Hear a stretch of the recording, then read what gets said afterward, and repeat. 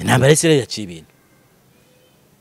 Isirayeli bijya gutangira yagabye ibitero kuri Iran, ariko niyumvira Ayatollah umuyobozi w'ikirenga wa Iran, Ayatollah Khamenei avuga ati mana yarariraga ibi bintu badukoreye mana bagomba kubyishura bwikube karindwi.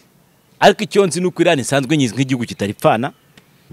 Iran nicyo gihugu cyonyine nzi ku isi cyateye ibirindiro by'ingabo za Amerika. Nta kindi gihugu nzi ku isi cyari cyahirahira ngo gitere ibirindiro by'ingabo za Amerika, kandi nabwo hari ku ngoma ya Donald Trump. Hari ikindi gihugu uzi ishwe. Kuba rero Isirayeli yabagaba y'igitero bakabibwira ati turagusubiza tunagukubire, nta muntu byagakwiye gutungura. Nakora nukuntu wafunze igipfunsi nagifunze gutya nyine. Iran ishobora kuza gukora ubusazi ikarasa ku birindiro bya Amerika, nanone ikarasa ku by'Abafaransa, ikarasa ku by'Abongereza. Cyo nakubwira amahanga natabihagurukira ngo abaganirize babireke harashya.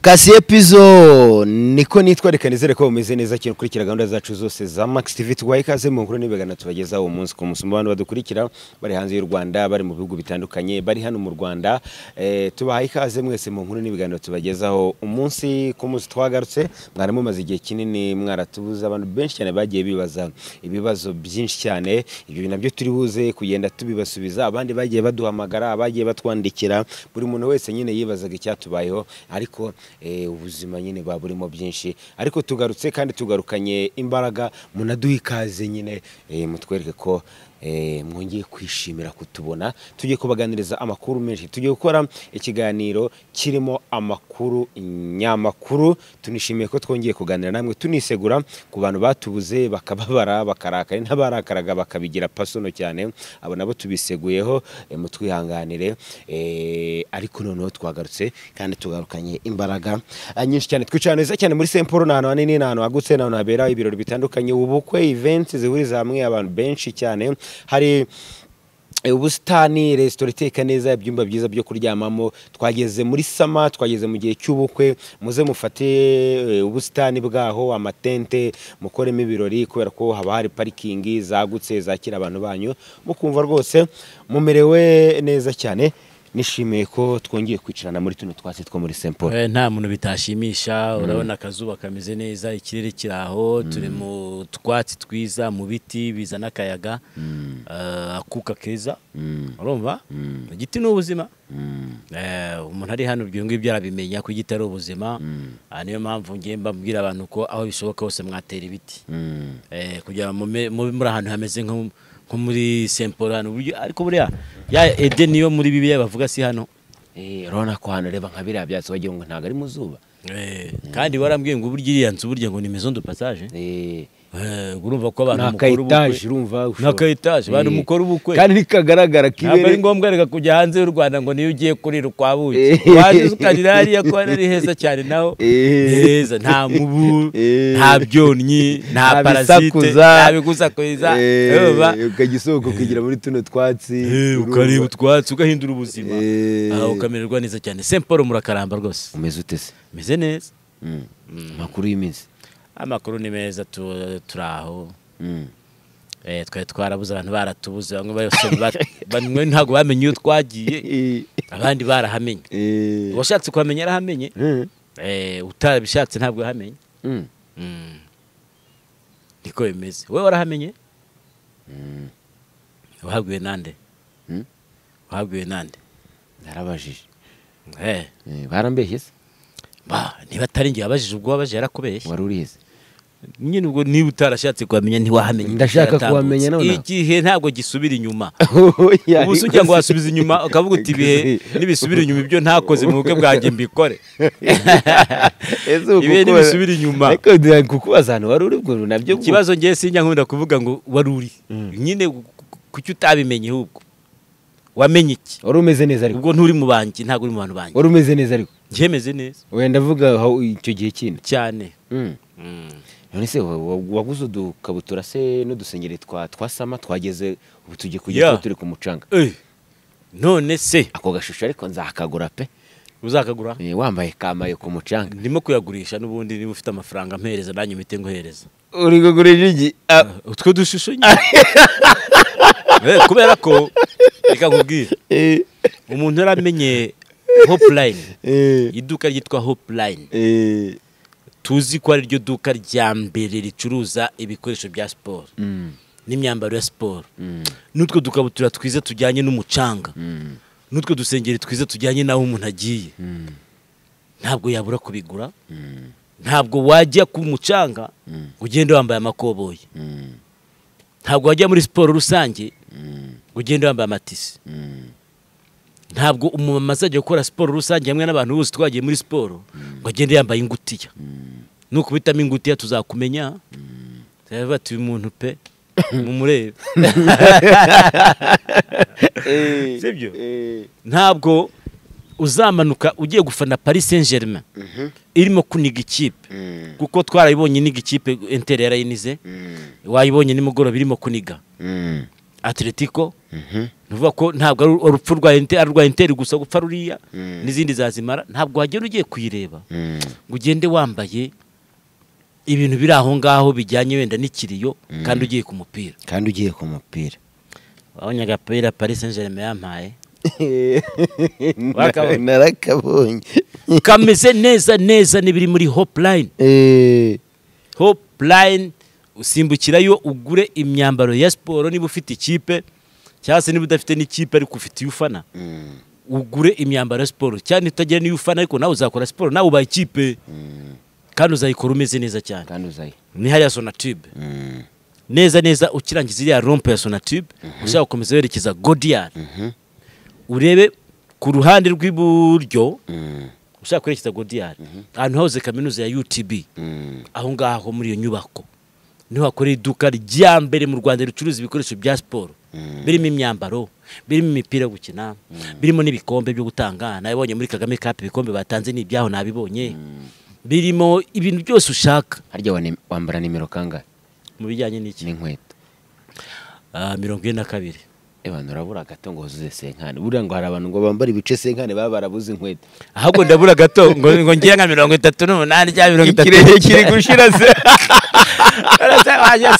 ariko hari abantu baba barabuze inkweto baba ngo bafite ibirenge binini cyane zirahari ntabwo mwabuze zimwe abantu bafite ibirenge ariko abantu baba batuka bita ngo ubwato abandi baba ngo ntibacyarukweto ntabwo icyarukweto ni ikirenge cyawe niko kingana ahubwo inkweto zirahari zirahari kabisa muhamagare kuri 0788355745 mujye yo mugure umva twigiye muri Isiraheli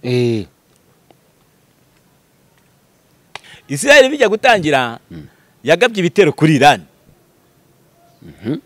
ahantu hatandukanye wakorerwa ngo ingufu za kirimbuzi ngo niya nitwita ngo nucleaire ku bigo ku nganda zibikora ku bibuga by'indege ahantu bararasa buki Isiraheli kizanza amafoto ivuga ati voilà twafrapier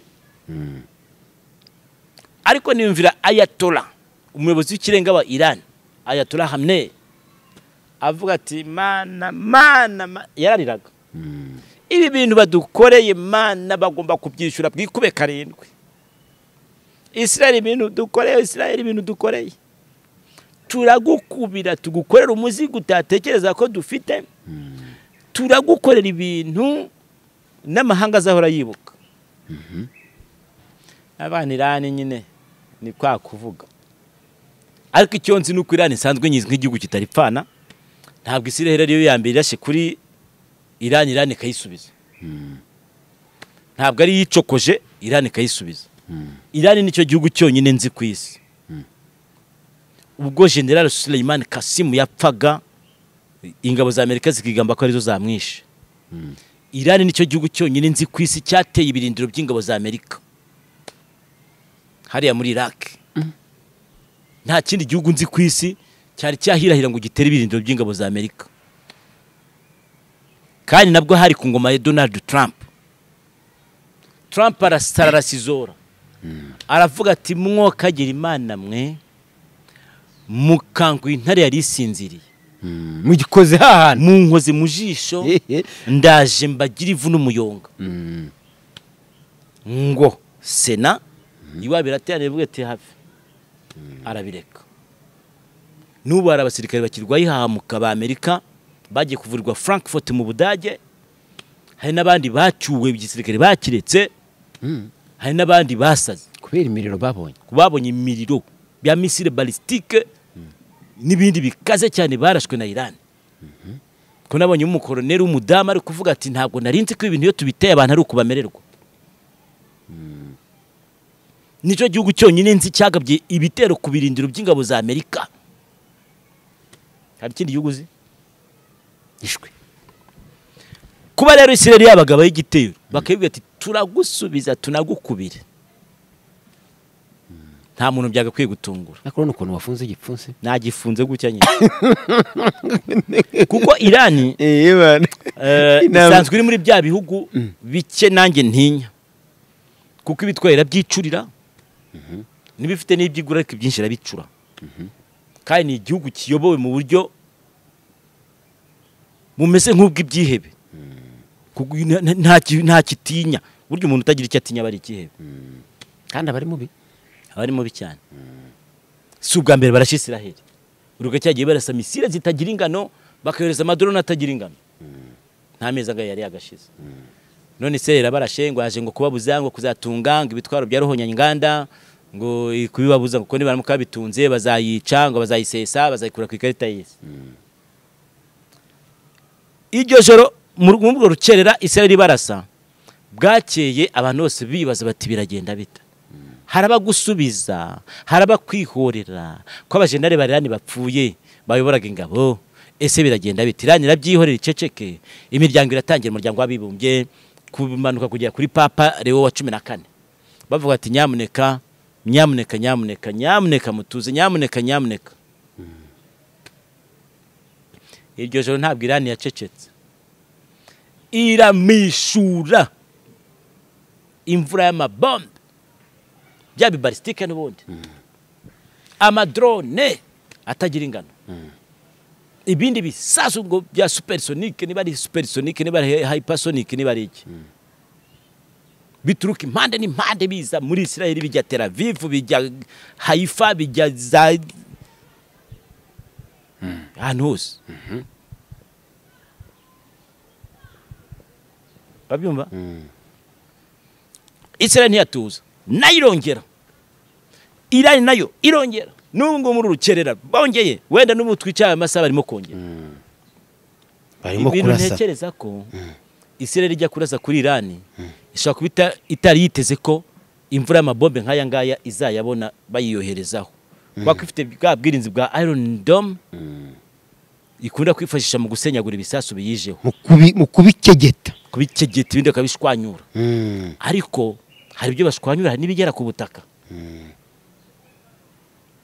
Israel yaravuze ngo Tehran mu rwa mukuru bazawugira umuyonga. Ariko nabo Irani nubwo itavuga ibyizagira umuyonga, imukurasa za Tel Aviv za Haifa za hehe hose iriya migi minini. Yerusalemu. Undi se barapfiki. Nyine Israel ivuga ko Irani guramutse itunze intwaro za kirimbuzi yaza hanagura ku ikarita y'isi Israel. Bamwe n'abaperse abandi n'abayahudi. Buri abaperse n'abayahudi banganyura nuka kuva kera. No muri Bibiliya. Nimba ngo umwami w'uperse wagize ate? Jya Nebukadineza. Umwami w'umuperse muri Bibiliya nawe yaraciye ibintu pe. Yego. Buriya naziya ntambara za Harmagedon. Nizingizi. Nizi. Icyo nakubwira amahanga natabihagurukira ngo abaganirize babireke.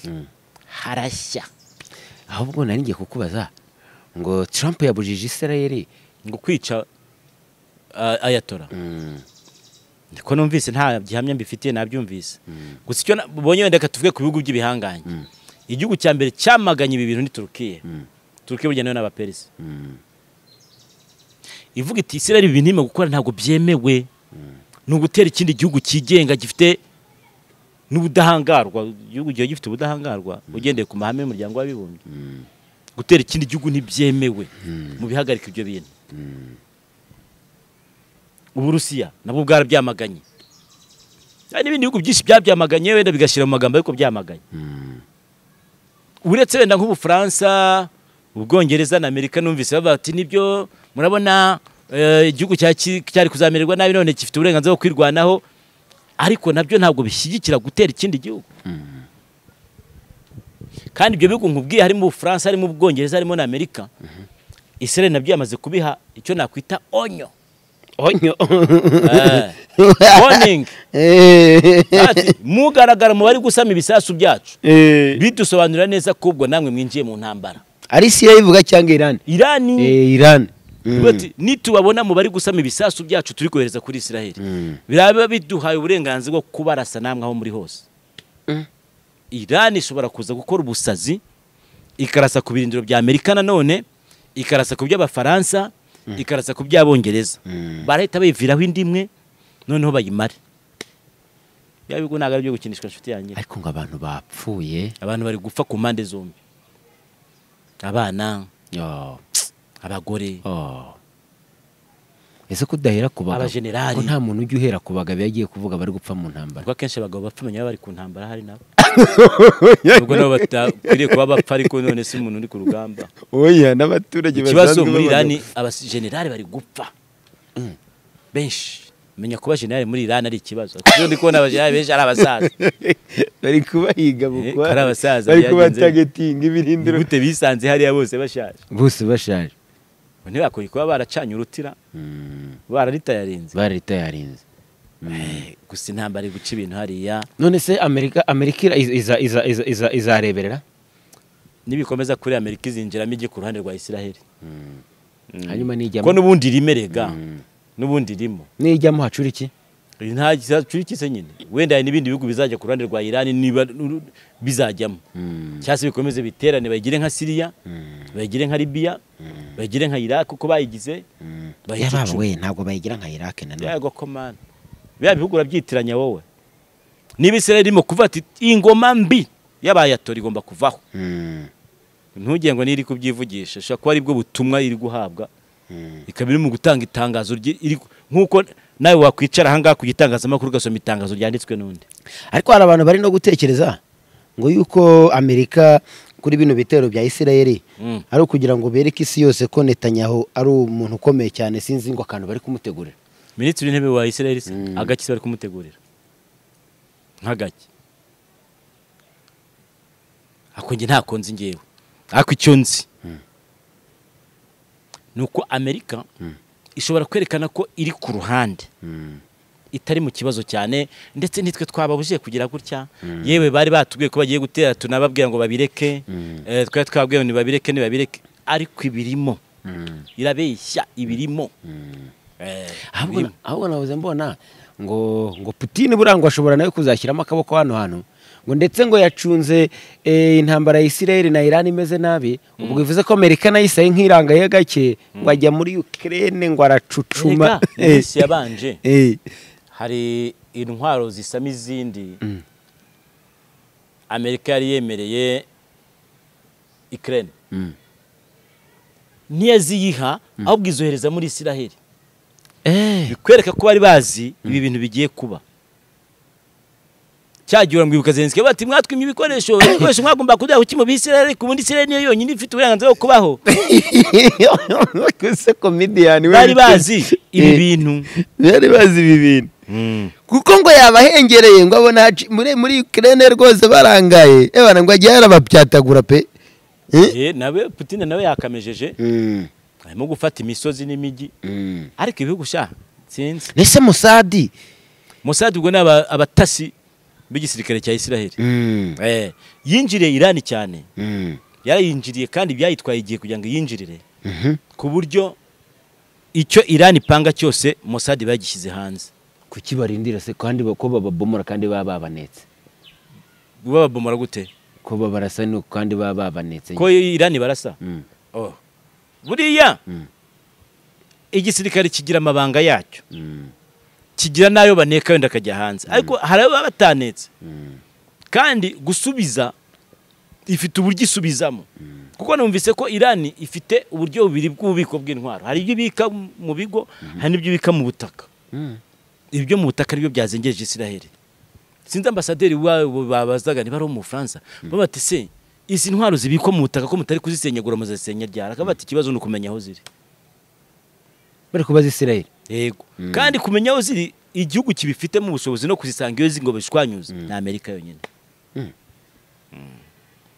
urumva rero kuvuga ngo ko banetse se ngo baharangiza bakanabarasa barabarasa sha bya ntago wahamya ko iperereza riba ryarageze ku ntego 100%. Kuko na Iran ifite irindi perereza niba wibuka uyu mujenerali wishwe bwa mbere yari yatangaje ko Iran yibye amabanga ya Israeli kandi herutse kuyiba menshi apfuye atamenye.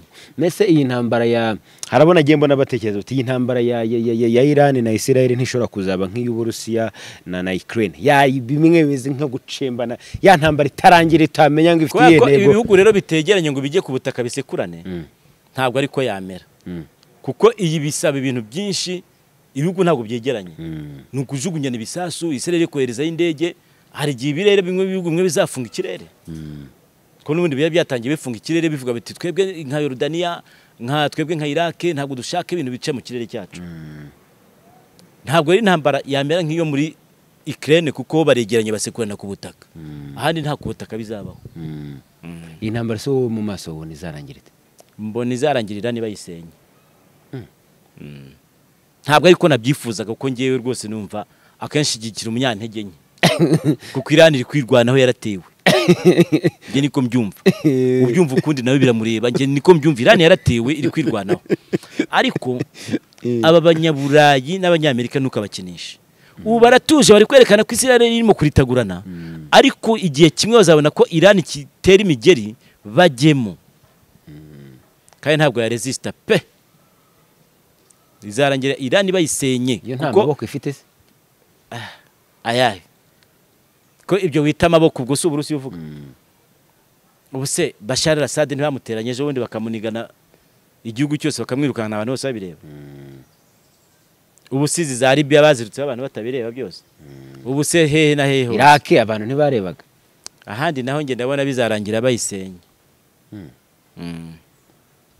kereka ubu habaye imishyikirano yuba ariko yihuse impande zombi zikaba bati dore turi guhomba ibintu bihagarare tuvugane ariko amaherezo niyo yaza imyaka 1000 cyangwa 1000 bingahe Iran bazayisenya ako se ubu ngubu hari ikintu ngengere ubu abantu bazatinyuka bavuga ngo bicare bavugane abaturage bari gupfa abasirikare bari gupfa hanyuma mu gitondo ngo ibikorwa remezo bigushwanyagurika buri gusenyuka kabisa ku mugaragaro hose babireba imiriro nagiye mbona bari muri Israel bari kuvuga ngo abaturage bari kubajyana mu bigo bitandukanye bya leta ngo bajye kubariho baba mu butaka naho mu butaka ubu abaturage Iran nayo yatanze uburenganzira ko inzira zo mu butaka za gari ya moshi ubu zikoreshwe nk'ubwihisho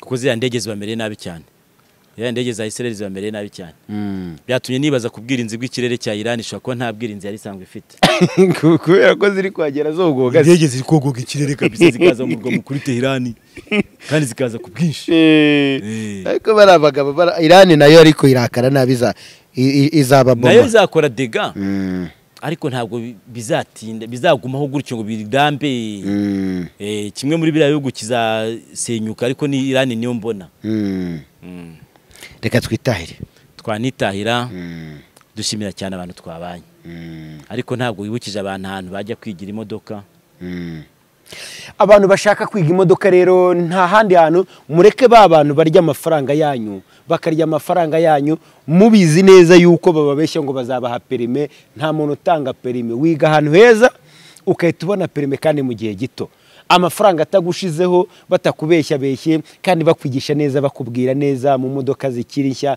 mujye muri Safi Driving School ikorera inyaruguru ikorera inyamagabe ihuye barabatekereje kugira ngo abantu bo muri ibyo bice byose namwe mubona uruhushya rwo gutwara ibinyabiziga nta kibazo na kimwe mugize mwandike kuri WhatsApp cyangwa se muhamagare nuwo ufite nk'umuntu wibera nko hanze ari i Kigali ari he ushobora kumworezayo akagenda rwose icyumweru kimwe akahita agaruka azanye uruhushya rwa burundu rwo gutwara ibinyabiziga ndetse n'uruhushya rw'agateganyo muhamagare cyangwa mwandike kuri WhatsApp kuri 07 8 43 32 63 5-2 hanyuma uyu munsi turi kuwa mbere nkwifurije kuzagira icyumweru cya danje njye ntabwo mbishaka wiki shaka icyiza nibyo nshaka ikintu cya danje we icyumweru cya danje tubwo ariko nikimeze gute akantu keza ka danje nyine oya nta ka danje keza kabaho icyumweru cya danje ariko tekereza yakubwiye ngo gutera amatara ya danje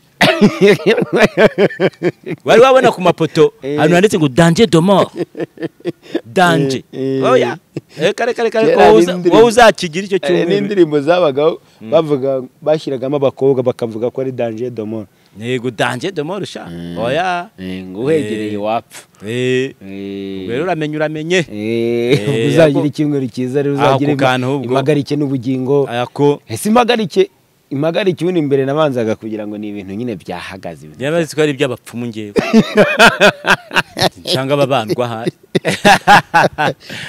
ariko wamugana mu bihe byanyu buriya ntimwabanurwaga ngo mu bihe byacu ntimwabanurwaga kandi ahubwo ubu ngubu ari bwo babandwa gusa abantu baracyabanurwa nkwereka abapfumu bakiri bato bafite imyaka 10, 15, 20 ubu nibwo mubandwa ahubwo mubandwa habona ubu gusa abantu barabandwa byindi bya kera mwakoraga mubandwa habona nimukajye mubyigurutsa ariko hano mwavuye turahaza oya ntushaka komena amabanga yawe uzambwira oya sawa rero cyangwa ahubwo nzamena ya cyangwa uracyabanwa wewe ushaka ko nzamena amabanga yawe yuko mbandwa rimwe tuzazinduke hano twicare tumena amabanga umena yanjye mena yawe kabisa ngewe uzi ko nshobora kumena yawe umunsi ugashira abantu mubishyigikiye mubyandike muri comment bukira tuzaze tumena amabanga bukira nta kintu uvuze kuko namena amabanga umunsi wose nzahita mbere ko nicanye n'umupfumu ibyo ngibyo rero reka tubashimire cyane kaba ari agaciyemo kugira ngo nyine munamwenyuremo n'ibyo ngibyo reka tubashimire cyane mwese tubanye mu kiganiro twari tumaze igihe twaraburanye buri ka episode kose uri bubone ujye tugasharinga abandi bantu nyine kugira ngo ibintu birusheho kugenda neza cyane so tuzongere dusubire ku munsi ukurikiye Imana nikomeza kuduha ubugingo hanyuma nkwifurije ibyo wifuriza abandi muzagira icyumweru cyiza of course kasi episode that's my name Kabu.